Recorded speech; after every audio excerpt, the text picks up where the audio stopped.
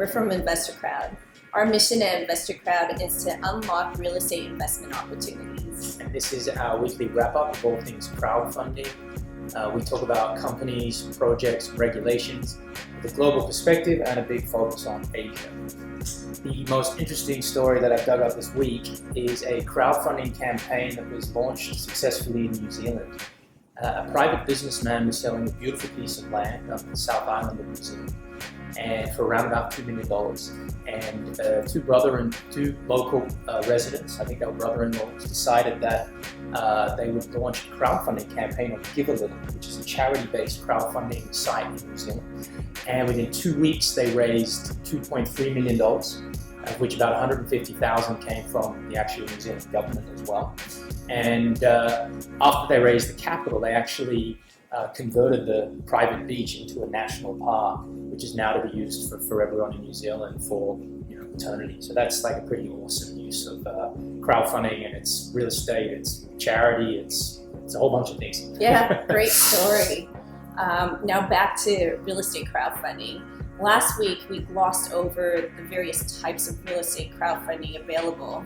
And some of our viewers asked that we go in more depth into each type of investment. So in order to do that, first we have to talk about the capital stack. And what that is the total amount of capital invested into a project.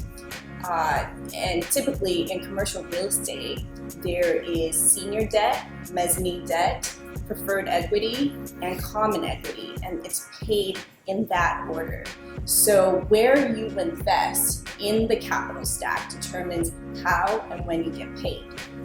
This week, I thought we should focus on preferred equity, as that's the most common type of structure offered on the real estate crowdfunding platforms. There is a lot of debt out there as well. But True. Preferred equity is a type of equity and ownership in a project. It is paid after all debt has been paid, but it has preferred rights, whether upon a liquidation or a sale. But for most investors, they're concerned about distribution. So preferred equity gets paid prior to common equity and shares in the upside up to a predetermined amount. Then after that, all of the common equity shareholders share on the total capital gain on a pro rata basis. So the common equity is typically the real estate company's equity. That's right. So because there's a level of seniority with preferred equity, the preferred equity risk and return is slightly lower than common equity. So could you possibly share with us a real life deal on InvestaCrowd? In relation to preferred equity? Yes. Sure. So as you mentioned, the preferred equity is paid out with a preference over the common equity. So InvestaCrowd launched a project last year that was very successful. The real estate company, the developer, had actually secured a building and a site for development. It is the Wrigley's Chewing Gum Factory in Rosebery in Sydney. I think it's the first Wrigley's Chewing Gum Factory built outside of the US. It's about 100 years old. And they were purchasing this building to convert a factory, which had turned now to horrible office space, into 99 loft apartments.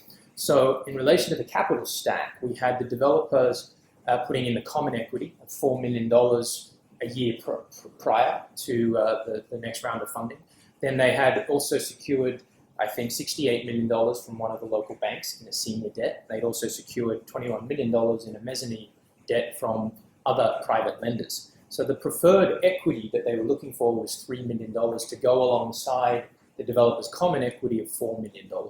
The project term was 22 months, and it's currently on track. They're almost 60% of the way through the project. And the target returns for the preferred equity holders is 47% IRR, which is a 47% annual compounded return over 2 years. So that's a fantastic project for investors. Now, why is it so high? I think it's to be noted that the equity totaling being 7 is next to approximately $70 to $80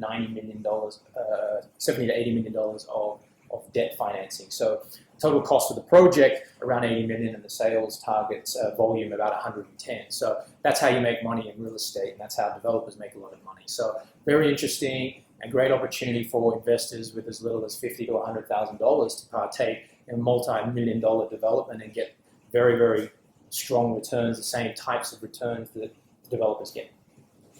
That's great. Thanks for sharing. And that wraps it up for us this week. If you're interested in real estate crowdfunding, please sign up at investorcrowd.com. Thanks for watching. We'll see you next week.